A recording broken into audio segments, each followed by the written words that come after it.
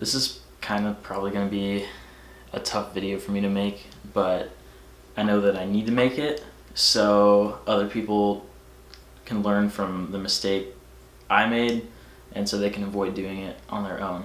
So first, to start off, on my new car video I had some questions about the actual car itself that people wanted answered.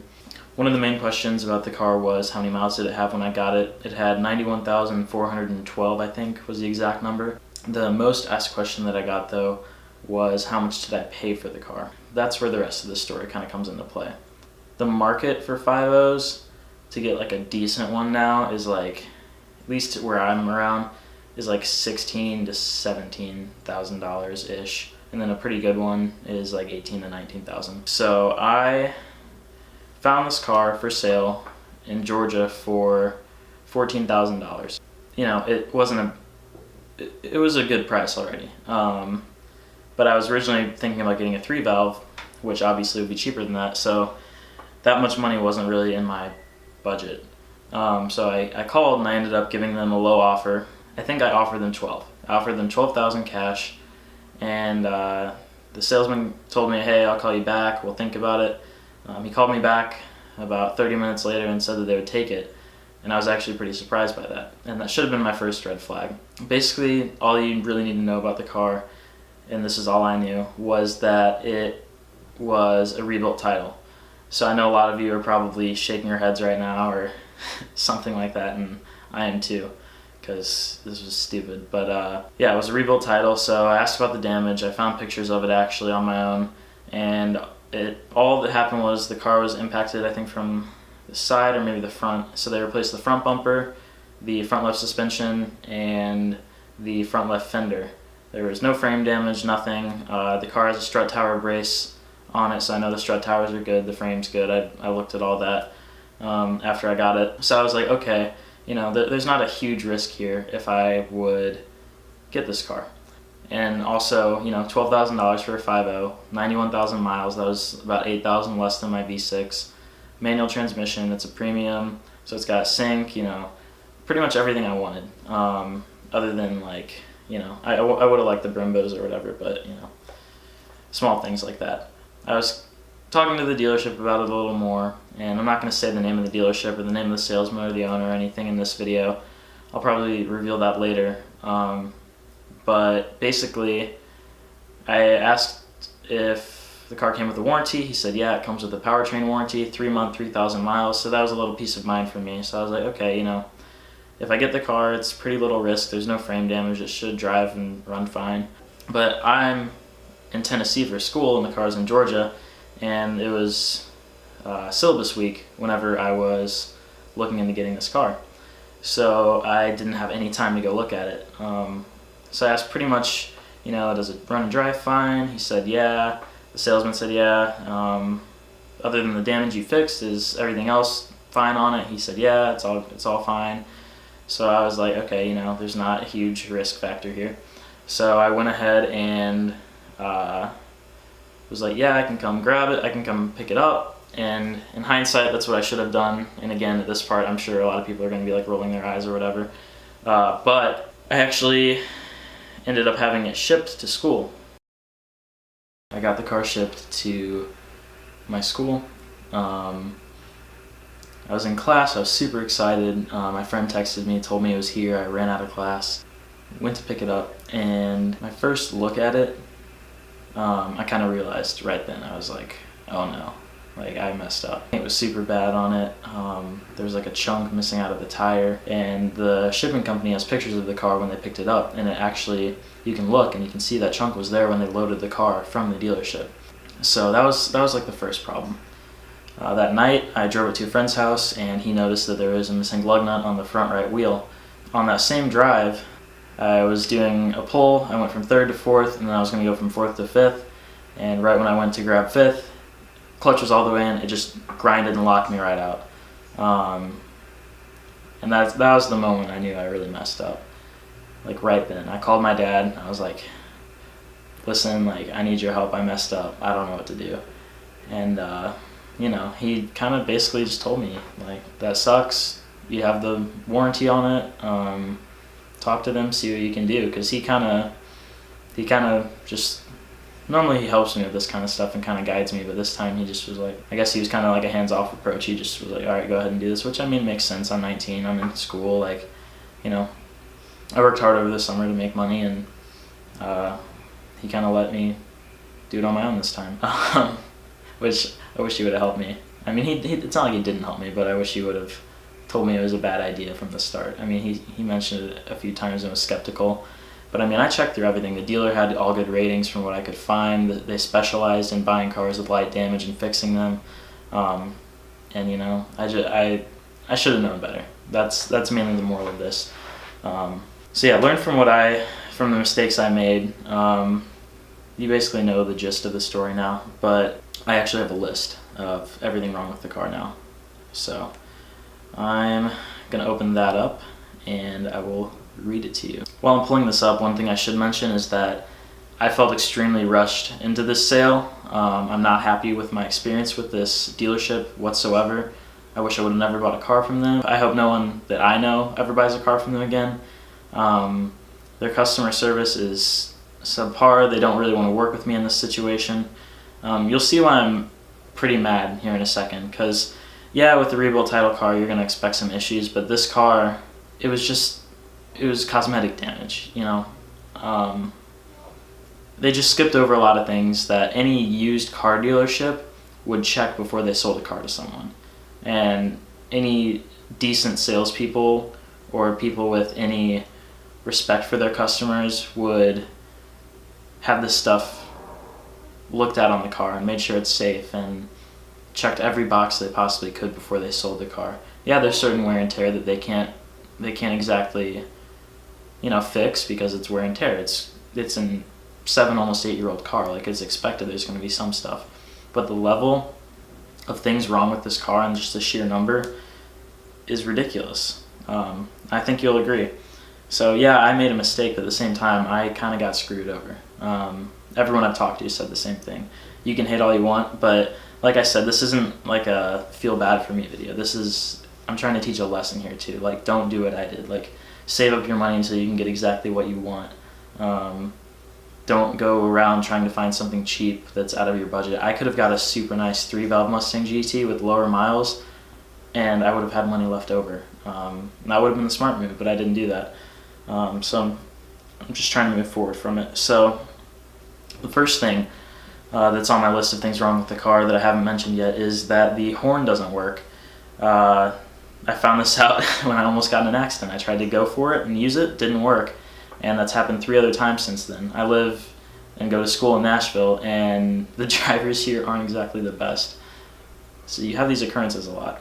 So finding out the horn didn't work wasn't good. And because of that, the car went past a safety inspection. So that's the big issue. I already bought a lug nut for the car the second day I had it, because on the first day I realized there was a lug nut missing. And they told me this car had a Georgia State inspection on it, but I don't know what safety inspection would pass a car that doesn't have a lug nut on the front of it. Or on any of the wheels for that matter. That's just ridiculous. It's not safe at all. Inside the car on Mustangs and the passenger footwell, there's a little piece in there. It's plastic that covers where the fuse box is. That piece is missing. The steering wheel controls for cruise control are broken. Trim pieces on the driver's door lock as well as the seatbelt cover on the B pillar are missing. Let's see.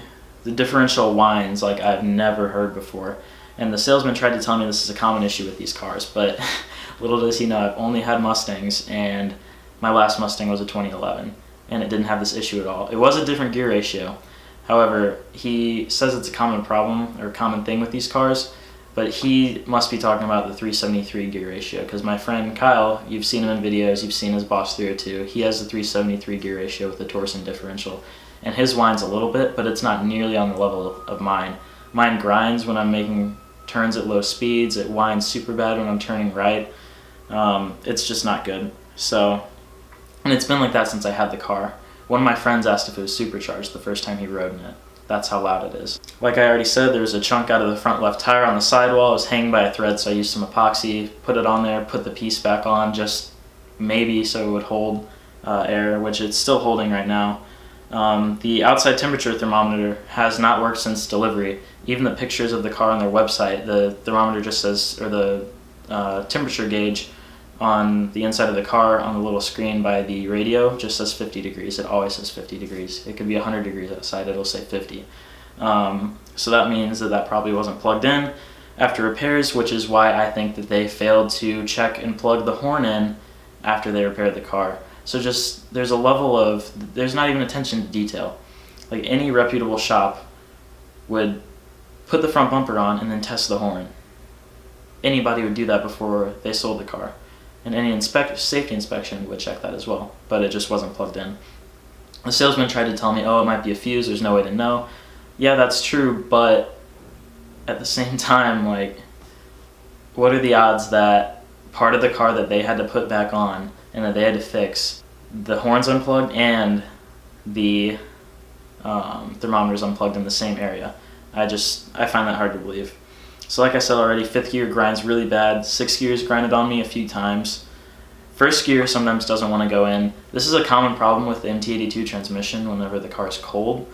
But this happens when it's warm. Like I could be driving for an hour and then come to a stoplight and it just won't go in 1st. I have to go from 2nd gear from a stop. And my last car had the same transmission and it didn't have any of these issues, except 1st gear when it's cold, but as soon as the car warmed up it went away. It wasn't bad at all. And it wasn't to this degree of just not being able to get in at all. It was just tough to get in. This, it just will not go in with the clutch all the way in. There's a popping noise coming from the front of the car. I'm assuming it's the struts because the car was sold to me on lowering springs, I think. I don't even know if they're lowering springs. The springs might have been cut. But the suspension maxes out all the time on bumps and it rides awful. This isn't really their fault, but it's still annoying that there was a strut noise from the day I got the car and a squeaking and they didn't fix it. Along with the popping noise, there's a squeaking noise, which I don't know what that is. It might be a wheel bearing or something like that. That was there since the day I got the car. The clutch slips, especially in 1st gear. The clutch can be all the way out, at least it feels like it is, and the car will still jerk constantly. It's just super annoying. It lurches. Like I've had people in the car and they've like got thrown back and forth. It's just not a comfortable thing in the car, which they should have caught at any point if they drove the car any length of time. There's a vacuum or whooshing noise sound coming from the front of the car when releasing the clutch slowly in 1st gear. It just sounds like a vacuum leak. I took the car to a shop that was recommended by a friend because they're family friends with the owner. I talked to the owner on the phone, but I never saw him or met him, and I got charged $110 for labor for them to tell me 5th gear was messed up. And they didn't find any of these other issues with the car, so I kind of got screwed over there too. Yeah, they told me that the vacuum noise I was hearing was just the intake. I got outside of the car and had a friend drive the car, and I can tell you it was not the intake. So the car bounces and vibrates really bad at highway speeds too. Like the whole car just shakes. Like I can feel my cheeks like vibrating super fast while I'm driving. It feels super sketchy. So I avoid the highway altogether because of this problem, and I shouldn't have to do that in a car that I just got, whether it's used or new. The front bumper, after their repairs, still doesn't fit right. The tabs are like broken. I don't know what they did wrong, but it just does not fit right. It looks awful. The car, I knew this whenever I got the car, but I just figured it would be tuned because any logical person would be able to tell if the car wasn't tuned, and they would either put a stock intake on it or they would just get the car tuned. So the JLT cold air intake requires a tune because it's a wider diameter tube. There's more air going to the throttle body with the type of filter that's on it, whatever. I don't know the exact whatever about it. But pretty much there's more air getting into the motor, and that kind of messes up the air-fuel ratio, and you have to tune for that, for the car to run right. So obviously my car is not tuned for that, so my gas mileage has been trash. I'm getting 14.7 miles per gallon on the highway, and I'm getting about 9 miles per gallon city because of this. And it sucks. I'm filling up all the time. I don't think I put a full tank of gas in this car yet, just because the gas prices are so high right now, with all the hurricane stuff that was going on, and it's just been a nightmare. But I mean, I keep gas in it to drive it. I have like our family car, the 97 Pathfinder here as well, so I can drive that if I need to. So this car's been parked a lot, actually. I haven't been driving it like too much. If I had my old car right now, I'd be driving it all the time because the weather's so nice, but this one, I'm legitimately sketched out to drive it because of how awful it feels to drive. So anyways, on to my next point. There's an ABS issue. Okay, this is another big one. I first noticed this. I was taking a friend for a ride, and we were merging onto the highway at about 55 to 60 miles per hour, and I had to hit the brake to slow down before we got right on the highway. I had a little bit of steering input to the right, and I had my foot on the brake, and all of a sudden the ABS came on and it pulled the car to the left. And I was like, surely I didn't just feel that, because I saw the light flash too. So I tested a few more times the next day, and sure enough, the light came on at about the same speed, and the ABS kind of pulled me. I've never had that happen in any other car that I've owned, or any other car that I've driven for that matter. So that's super sketchy that that's happening in this car, and it's a safety concern for me. That's pretty much the extent of the list at that point. I've actually added some stuff to another list that I've been typing up, and one of them is that I forgot about this until recently.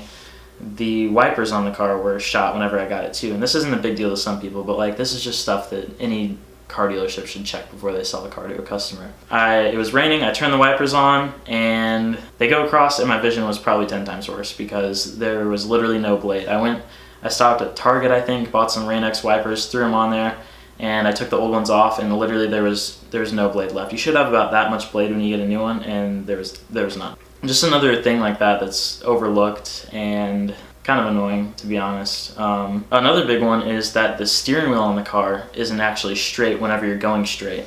So the steering wheel's kind of cocked a little bit. I guess it'd be like that. That's a problem.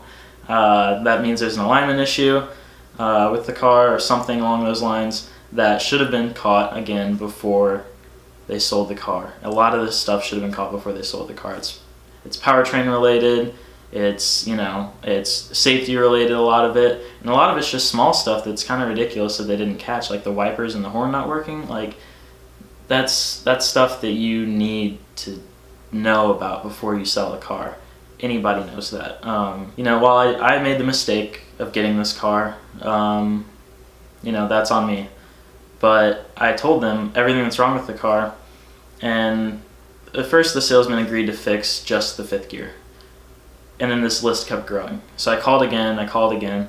Every time he said he was busy with something or busy with another thing. And most of the time there were legitimate excuses and stuff was going on in his life, and I understand that. That he has other things going on, and from the hurricane, certain things with family that, I respect that that's going on in his life, but he was a little rude to me on certain occasions. After about 3 tries, I finally got the owner's number, and I called it, and it was the company's number. So I asked for the owner. They said he was out. I said, take my number down, have him call me as soon as possible. So they took my number down, and he called me about 30 minutes later, and I talked to him. He was also kind of a jerk. He said that they would fix everything within reason. So I don't know what that means, within reason for them or within reason for me. Because personally, I think everything should be fixed except for the interior pieces. He's like, you should have looked over the car when you came down to look at it. And I said I didn't come down to look at it. The sale was kind of rushed. He told me he could ship it to me since I was in school. Otherwise, I told him, I'm like, if I would have come and looked at this car, there's no chance I would have bought it. There's no way. And it made sense why this car's been sitting on their lot forever. So I think they saw that there was a 19-year-old kid with cash out of state that was willing to buy the car without even looking at it, which was stupid on my part. They saw that, and they took advantage of it, and they just kind of shipped it off, and they're like, here, it's his problem now. So really the only light at the end of the tunnel for me is that I have all the paperwork for the car except for the title. They still have the title. And the reason they have the title is because in case something like this happened, we withheld $500 from them. So they shipped me the car without having all the full money we agreed on. And I haven't signed any of the paperwork I have. So legally, I don't know if this is a complete sale or not, since they don't have all the money and I haven't signed any paperwork and they have the title. So I'm thinking that could help me get out of this if I need to. And I told them I want everything on that list that I had fixed, except for maybe the interior pieces. But when I get the car, 5th gear can't grind, nothing can grind. The differential can't be whining. The steering wheel has to be straight. I can't have the problem with ABS. The car has to ride flat on the highway. It can't be bumpy. Just basic safety stuff and just regular stuff that you want in any car that you're driving any day. My 97 Pathfinder runs smoother than this car. Just stuff like that. And at this point, I really don't even want the car. I've already put a few hours in with my friend Christian on the paint correction for the car. So basically, if they take the car back, they have a car with nothing else done to it except I added a lug nut, which it needed, and I started a multi-stage paint correction for them. So honestly, they're getting a car in better condition than whenever they sent it to me. So really, it would be smarter for them to just take the car back, because I told them I want everything fixed. I want pictures of the new parts, pictures of stuff like pulled out, like the transmission, pictures of all the parts of everything, and pictures of the new stuff. Basically, I want all documentation that I can get, and then I want to fly down there or have a friend drive me and look at the car and drive it down there and make sure it's to the spec that I need it to be and that it should be at, and then I'll bring it back. But like I said, at this point, I don't even want the car. I'm turned off by the idea of having this car anymore, and that kind of sucks, but that's the reality of it. I didn't wait. I bought something cheap. I should have bought something that the fair market price was within my budget, and I didn't. That's on me. Where I left off with the owner. Oh, by the way, when I talked to the owner, he said that, first of all, he didn't know who I was when I called. And he didn't know what car I bought. He didn't even know that I didn't come there to look at the car. So that was awful. I'm not going to release any names right now or the name of the dealership. If this carries on and I have to, yeah, I'll release the names of the people in the dealership, and I hate to do it, but kind of put them on blast to a public audience, because a lot of the stuff is wrong that they just missed. And this car won't pass a Missouri safety inspection because of the horn. It wouldn't have passed without a lug nut, that's for sure. So all this is stuff that needs to be considered. But yeah, I told them either fix all of it, I'll ship the car back with the list, fix it all, or give me my money back. It's up to you. And if they fix it and it still is crap, or it still won't pass an inspection, right now, since it won't pass the inspection legally, I can take action on that. And I've been in contact with people if I have to do that. I would hate to have to do that, but if that's how this gets resolved, then that's how this gets resolved. You know, I have recorded phone calls which are protected, because if you're recording a phone call with a camera or something like this, only one party of the call has to give consent, and I'm one party of the call, and I gave consent. I'm the one that's having it recorded. So legally I can do that too. So I have recordings of calls, a few calls I think, with the salesman, one call with the owner, and I told him I'd call him back. That was on Friday, and it's almost the next Friday.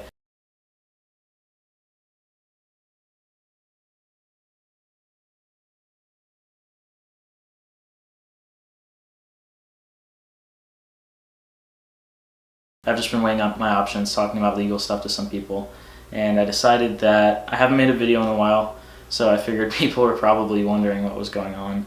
So this has been what's been going on. But in other news, I guess this is kind of an all-around update video. In other news, if I do get the money back, I plan on upgrading my camera setup, getting a few other things done with that, and maybe buying a cheaper daily that's still cool and modifiable and interesting to the channel. But at the same time, this new camera will unlock a ton of new opportunities. I have a ton of ideas for more high-quality cinematic type videos that I think a lot of people will enjoy. I have a documentary that I just wrote the other day that I want to go ahead and film. So I could use some money for the camera, some money maybe to travel to different places, cover different cars and stuff there, meet new people. So that'd be really exciting for me. I think at this point that's what I want to do. This car was like I guess a dream car of mine within reason. And now that I've had it, the cars make me happy, and it's a hobby of mine, but this car specifically just didn't make me happy. Like, even if it was in peak performing condition, I still don't think it would have. And that kind of sucks, but that's reality. So I think I want to find something that I truly do love, and maybe change it up a little bit. So there's that going on. Yeah, I mean, that's pretty much it. Be excited for that documentary that's coming. It should be here by the end of the year. I'm going to use it for a school project as well. So it should be pretty high quality. I'm really excited about that. I'm going to have a few bigger YouTube names in there if everything goes to plan.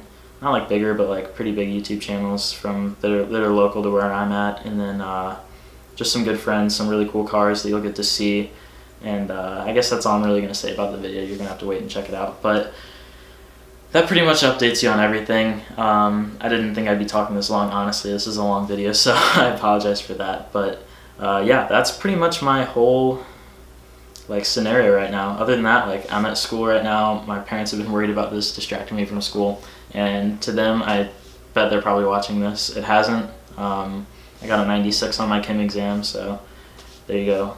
We're all good over here. But I mean, I've been stressed out by this, I'm not gonna lie. And it sucks knowing that I made this poor decision, and it's kind of biting me in the butt right now. But, you know, life goes on. There's a lot bigger things going on in the world that are worse than this. I have it pretty good, so yeah, that's a situation. I'm open to pretty much any comments, whatever anybody wants to say in the comments, whether it's good or bad. I'm sure I can learn something from it, so go ahead, shoot. If this is your first video you're watching of mine, I encourage you to go watch the other ones that are a little more positive and that actually involve like cars in the video, because I feel like I do a pretty decent job, and I'm pretty proud of a lot of my videos, and it's awesome that almost 500 people are subscribed to me and care to watch these videos, so that's pretty cool to me.